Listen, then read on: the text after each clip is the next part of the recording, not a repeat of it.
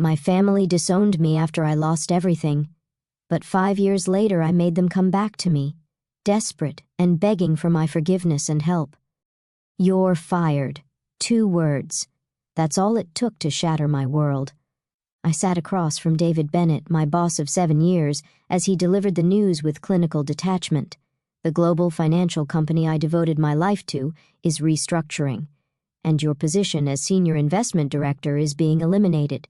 Your severance package will be generous, David continued, not meeting my eyes. 3 months' salary plus benefits. HR will email you the details. I didn't cry. Emma Harrison doesn't cry, not even when her carefully constructed life starts crumbling around her. Instead, I stood up, smoothed my pencil skirt, and walked out of that glass-walled office with my head held high.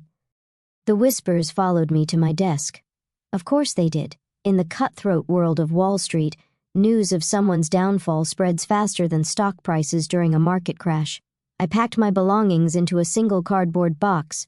7 years of 80-hour weeks, missed family events, and sacrificed relationships reduced to a few personal items and a potted plant. My phone buzzed. Speaking of family, is it true? My sister Victoria's voice dripped with barely concealed glee. Did you really get fired? I shouldn't have been surprised. She already knew. Victoria had always had an uncanny ability to sniff out other people's misfortunes, especially mine. News travels fast, I replied, keeping my voice steady. Oh, Emma, she sighed with mock sympathy. What are you going to do now? You know how Dad feels about failure. Yes, I knew exactly how William Harrison, CEO of Harrison Global Investments, felt about failure. He'd made it clear our entire lives that success was the only acceptable outcome. Second place is just first loser, he'd say. Now his eldest daughter had become exactly that, a loser. I'll figure something out, I said, ending the call before she could respond. But figuring something out proved harder than I expected. The financial crisis had hit the industry hard, and jobs were scarce. My impressive resume suddenly felt worthless as rejection after rejection rolled in. Overqualified, they said. Looking for someone with different experience, they explained. 2 months into my job search, I sat in my father's mahogany-paneled office, swallowing my pride as I asked for help. Absolutely not, he said, not even looking up from his computer. I didn't build Harrison Global by hiring failures. Dad, please, I just need a temporary position until— What? He finally looked at me, his steel-gray eyes cold. Until you embarrass this family further? Your sister warned me this would happen, said you were too ambitious, too reckless with your investments. My stomach churned. Of course, Victoria had been poisoning Dad against me. She'd always resented that I climbed higher in the financial world than she had, even if it wasn't at the family company. I wasn't reckless, I defended myself. The market changed. Everyone was caught off guard. Everyone except successful people, he corrected. Everyone except your sister, who wisely stayed within Harrison Global where I could protect her. Everyone except your brother James, who's about to make partner at his law firm. The comparison stung, as he knew it would. Victoria, the beautiful daughter who'd stayed at Harrison Global, now held the position of vice president. James, the golden boy, was rising through the ranks at one of New York's most prestigious law firms. And me? I'd struck out on my own, determined to make it without the Harrison name, only to crash and burn spectacularly. The annual family gala is next week, Dad continued. I think it's best if you don't attend. We don't need rumors about your situation overshadowing Victoria's promotion announcement. I stood up, my legs shaking slightly. So that's it? I'm just being erased from the family because I lost my job? You erased yourself when you chose to leave Harrison Global, he said. I'm simply acknowledging the reality of your choices. That evening, I sat in my luxury apartment, the one I could no longer afford, surrounded by unpaid bills and rejection letters. My phone buzzed with messages from so-called friends and family members, each one twisting the knife deeper. Heard about your situation, so sad. Always knew you were taking on too much. Should have listened to your father. The final blow came from my mother. Her text message was perfectly crafted to sound concerned while delivering maximum damage. Darling, your father's right about the gala. Take some time to sort yourself out. Perhaps consider a less demanding career. Victoria knows someone looking for an executive assistant. I threw my phone across the room, watching with satisfaction as it hit the wall. Executive assistant? To go from senior investment director to fetching coffee and scheduling meetings? That was their solution. A knock at my door startled me from my thoughts. Through the peephole, I saw James, looking uncomfortable in his perfectly tailored suit. "What do you want?" I asked, opening the door. "To help," he said, stepping inside. "I talked to some contacts. There's a position opening up at—" "Let me guess," I cut him off. "Something entry-level, something more suitable for someone who's failed. Emma, be reasonable. Your reputation in the industry is shot. The Harrison name can only protect you if you accept help on our terms. Our terms. Not my terms, never my terms." "I don't need protection," I said. "I need support. I need my family to stand by me while I figure this out." James ran a hand through his expertly styled hair. "That's not how this family works. You know that. We reward success, not—" He gestured vaguely at my apartment, where moving boxes were already stacked in corners. "This." After he left, I made a decision. I wouldn't give them the satisfaction of watching me grovel for scraps of their approval. I'd lost my job, yes, but I hadn't lost my skills, my knowledge, or my determination. I spent the next week liquidating everything I owned: the designer clothes, the art collection, even my prized first edition books. Each sale felt like cutting away a piece of my old life, but also like shedding dead weight. The night of the annual family gala, while the Harrison clan celebrated Victoria's promotion in their mansion on the Upper East Side, I packed a single suitcase with essentials. My phone buzzed one last time. A message from Victoria, just announced my promotion. "Wish you could have been here to see it, though I suppose it's better this way. Less embarrassing for everyone." Attached was a photo of her with Dad, both beaming at the camera, champagne glasses raised in celebration. In the background, I could see Mom wiping away proud tears while James stood nearby, already working the room for new clients. I typed out my response carefully. "Congratulations. Enjoy your moment. But remember this night, because I promise you, it won't be the last time you hear my name." Then I blocked their numbers, walked out of my apartment for the last time, and headed for the airport.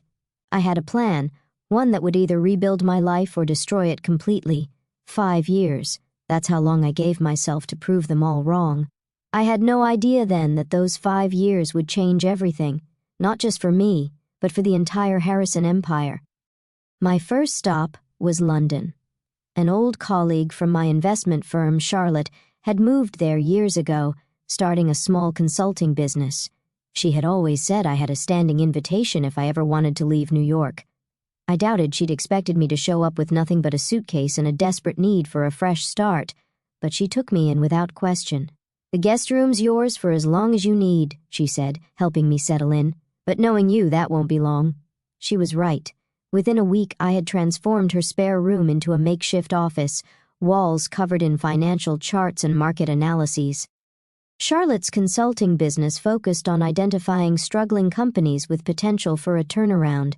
It was exactly the kind of work I needed, a chance to prove I could spot value where others saw only failure. "There's something happening in the tech sector," I told Charlotte one evening, surrounded by research papers. "Small companies with revolutionary ideas, but they can't get traditional funding because they're too risky." "Sounds familiar," she smirked, handing me a cup of coffee. I ignored her jab. "The big investment firms are too conservative right now, too scared after the crash, but that means there's an opportunity for someone willing to take calculated risks." "Someone like you?" she asked. I looked up at her, a plan crystallizing in my mind. Someone exactly like me. Over the next few months, I worked harder than I ever had at my old firm. During the day, I helped Charlotte with her consulting clients. At night, I built my own database of promising but overlooked tech companies. I lived on coffee and determination, sleeping only when exhaustion forced me to. Then came the breakthrough. A tiny startup in Manchester had developed an algorithm for predictive market analysis. The technology was revolutionary, but traditional investors wouldn't touch it because the founders were too young, too inexperienced. I saw something different. I saw myself in them. Talented people being underestimated by an industry too set in its ways. "I want to invest," I told Charlotte. She looked at me like I was crazy. With what money? You sold everything you owned. Not everything.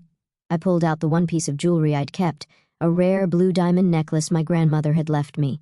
This should be worth enough to buy a significant stake in their company. Charlotte's eyes widened.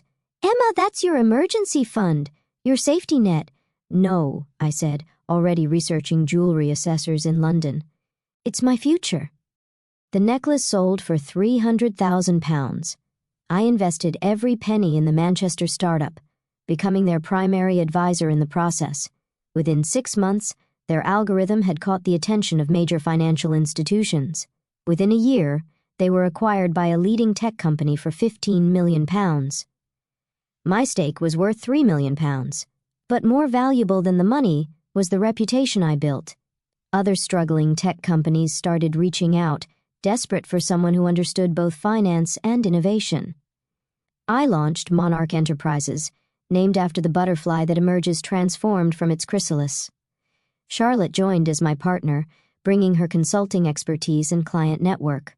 We moved into proper offices in the City of London, hired a team of analysts, and started building something revolutionary, a company that specialized in finding and nurturing overlooked potential. 3 years after being thrown out of my family's world, I sat in my corner office, reviewing our latest acquisition. Monarch Enterprises had grown beyond anything I'd imagined, with offices in London, Singapore, and Dubai. Our portfolio of companies was worth over $200 million, and we were just getting started. My phone rang, a number I didn't recognize with a New York area code. Miss Harrison, a familiar voice said. This is David Bennett, your former boss. I remember I cut him off coolly. Right. Well, I'm calling because we need your help. The firm is struggling. The markets have changed, and we're looking for innovative solutions. Your work with Monarch Enterprises hasn't gone unnoticed. I savored the irony for a moment before responding. I'm sorry, Mr. Bennett, but Monarch doesn't typically work with companies that lack forward-thinking leadership. Perhaps try an executive recruitment firm instead. I hear they're always looking for good assistants. I hung up, smiling as I remembered his similar dismissal of me years ago. But my satisfaction was short-lived. An email popped up that made my blood run cold. Harrison Global investigated for potential takeover. The article detailed how a consortium of investors was attempting to seize control of my father's company using a combination of market pressure and leaked information about questionable investment practices. I should have felt vindicated. After all, wasn't this exactly the kind of failure my father had accused me of? But something didn't feel right. I knew Harrison Global's weaknesses. I'd grown up studying them. This attack was too precise, too well-informed. Someone on the inside was helping the takeover attempt. Before I could dig deeper, my assistant burst in. Miss Harrison, you need to see this. She handed me a tablet open to a financial news site. The headline made my heart stop. Monarch Enterprises named as buyer of Harrison Global debt. Somehow, without my knowledge, someone had used Monarch subsidiaries to purchase millions in Harrison Global bonds that could now be used to support the hostile takeover, but I hadn't authorized those purchases. Charlotte, I called out, but my office was empty. My partner, my friend, the woman who'd helped me rebuild my life, was nowhere to be found. On my desk, a single envelope had appeared. Inside was a note in Charlotte's handwriting. Sorry, Emma. Victoria's offer was too good to refuse. She says to tell you that family always comes first, even when that family needs to be taught a lesson. I leaned back in my chair, pieces falling into place. Victoria hadn't been content with destroying my place in the family. She wanted to destroy everything I'd built afterward, too. But she'd made one crucial mistake. I picked up my phone and dialed a number I'd never deleted. Hello, sister, Victoria answered smoothly. I wondered when you'd figure it out. Call off the takeover, I said quietly. She laughed. Or what? You'll run to Daddy? Oh, wait, you can't. You're not welcome in this family anymore, remember? No, I replied, my voice steady, or I'll show everyone exactly how those Harrison Global bonds ended up in Monarch's portfolio. I'm sure the SEC would be very interested in the paper trail. Silence. You're bluffing, she finally said, but I heard the uncertainty in her voice. Am I? Check your email. I had just sent her documents proving every illegal step in her plan. Charlotte might have betrayed me, but she wasn't the only one who knew how to keep records. What do you want? Victoria asked, her smoothness replaced by barely controlled panic. I smiled, though she couldn't see it. I want what I've always wanted, dear sister. A fair chance to prove myself. And thanks to you, I'm about to get it. What do you mean? Check tomorrow's financial news. I think you'll find it very interesting. I hung up, then pressed the intercom. Janet, please prepare the conference room. We're having visitors tomorrow. The entire Harrison Global Board of Directors. My assistant paused. Your family's company, are you sure? I looked at the photo still hanging on my wall, the one from Victoria's promotion gala 5 years ago. They'd celebrated my downfall that night, convinced I would fade into obscurity. Yes, I said. It's time for a family reunion, to be continued. The morning of the board meeting dawned bright and clear in London. I stood at my office window, watching the city come alive below. In a few hours, my family would walk through those doors, not as the powerful Harrisons they believed themselves to be, but as people desperate for my help. Miss Harrison, Janet appeared at my door. Your brother James is here. He's early. Of course he was. James had always been the diplomatic one, the fixer. They'd sent him ahead to test the waters. I found him pacing in the conference room, his normally perfect appearance slightly disheveled. He stopped when he saw me, and for a moment we just stared at each other. 5 years had changed us both. Emma, he said finally, you look successful. Amazing what being thrown out of the family can do for one's career. I sat at the head of the table, my table, in my company. Why are you here so early, James? He sighed, running a hand through his hair, a nervous gesture I remembered from childhood. To warn you, Victoria's not going to make this easy. She's convinced Dad that this whole situation is your fault. I laughed. Of course she has. Let me guess. I'm orchestrating this hostile takeover as revenge, using poor, innocent Charlotte as my pawn? Something like that. He sat down, looking tired. The thing is, Emma, I've been looking at the numbers. Harrison Global is in serious trouble. Even without this takeover attempt, Victoria has been making risky moves for years, hiding losses, manipulating reports. And you're just now noticing? I interrupted. The brilliant lawyer, Dad's trusted advisor, and you never thought to check what your sister was doing with the family company? He had the grace to look ashamed. I trusted her. We all did after you left. I didn't leave, I corrected sharply. I was thrown out. There's a difference. Before he could respond, Janet appeared again. They're here. The Harrison contingent filed in like an army entering enemy territory. First came my father, still imposing at 65, his white hair and tailored suit projecting authority. Behind him, Victoria, her face a mask of cold hostility. My mother followed, then the board members, all longtime family friends who had watched me grow up and then watched me fall. Well, my father said, looking around the impressive conference room with reluctant appreciation. You've done well for yourself, no thanks to any of you. I stayed seated, making them come to me. Please sit, we have a lot to discuss. Victoria remained standing, her hands planted on the table. We don't have to discuss anything. Call off your takeover attempt, and we'll forget this childish revenge plot. I smiled, pressing a button on my desk.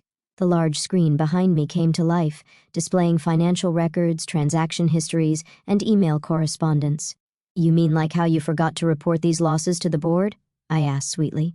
Or how you forgot to mention using company funds for personal investments? Or perhaps how you forgot to disclose your offshore accounts? The color drained from Victoria's face. Behind her, board members began murmuring, peering more closely at the damning evidence.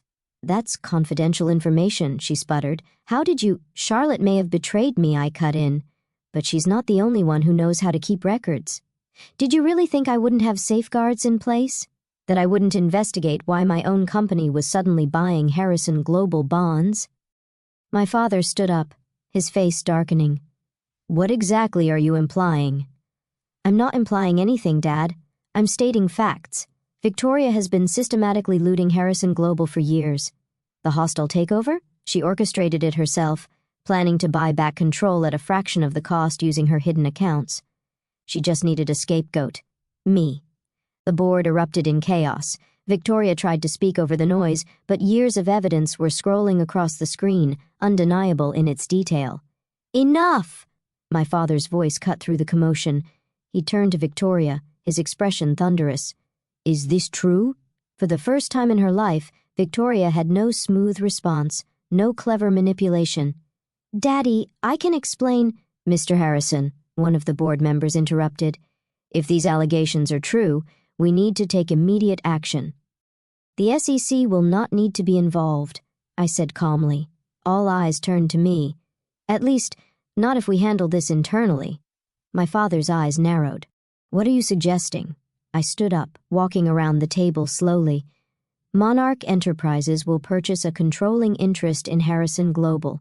We will install new management, restructure the debt, and implement proper oversight. The company will survive. The Harrison name will remain untarnished. And Victoria," I paused looking at my sister, "will resign. Effective immediately." "You can't do this," Victoria whispered. "Actually, I can. And unlike you, I'll do it legally."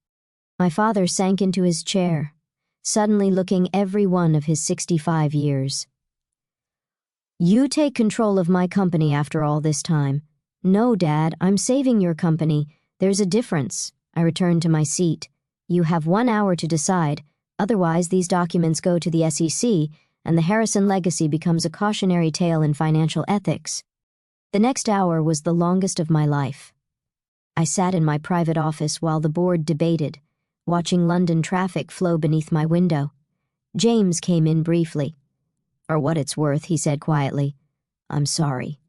For 5 years ago, for not seeing what Victoria was doing, for everything."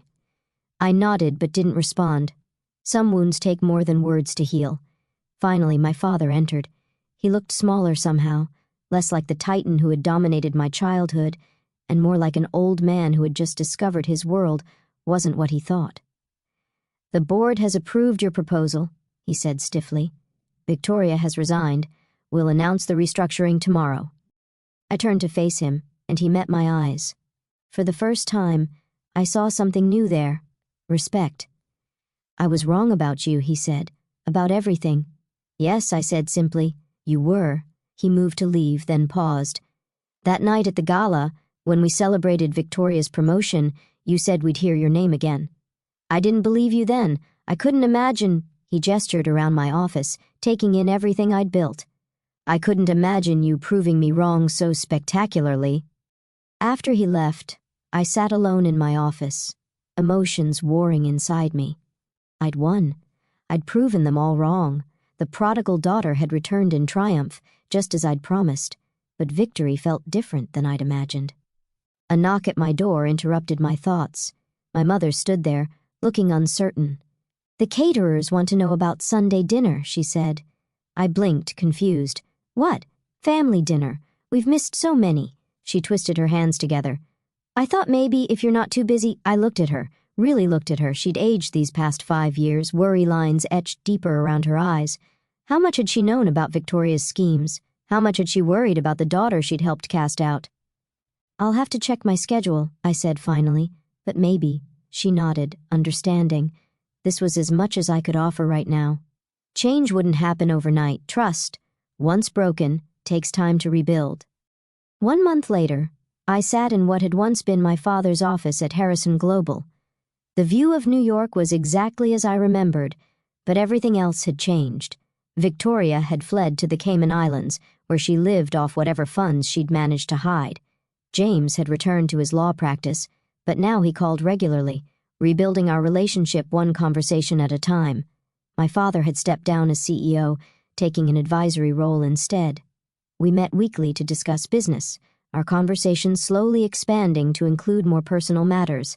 It wasn't forgiveness, not yet, but it was a start. Monarch Enterprises continued to grow, its reputation only enhanced by the skillful handling of the Harrison Global situation. Charlotte's betrayal had hurt, but it had also taught me valuable lessons about trust and vigilance. My assistant, still Janet, who'd followed me from London, brought in the morning papers. The headline spoke of Harrison Global's remarkable turnaround, praising the mysterious Emma Harrison's business acumen. but it was the small envelope sitting on top that caught my attention. Inside was an invitation to the annual family gala being held next month. At the bottom, in my father's handwriting, this time, "You're not just invited, you're the guest of honor." I smiled, remembering that night 5 years ago when I had walked away with nothing but a suitcase and a promise to prove them wrong. I'd done more than that. I'd proven myself right. I picked up my phone and dialed my mother's number. "About Sunday dinner," I said when she answered. "I'll be there. Sometimes I've learned success isn't just about proving others wrong. Sometimes it's about being strong enough to let them admit they were wrong and wise enough to know when to build bridges instead of burning them." I looked out at the city skyline, thinking about the scared, angry woman who'd left New York 5 years ago. She'd wanted revenge. But what I'd found instead was something far more valuable: redemption.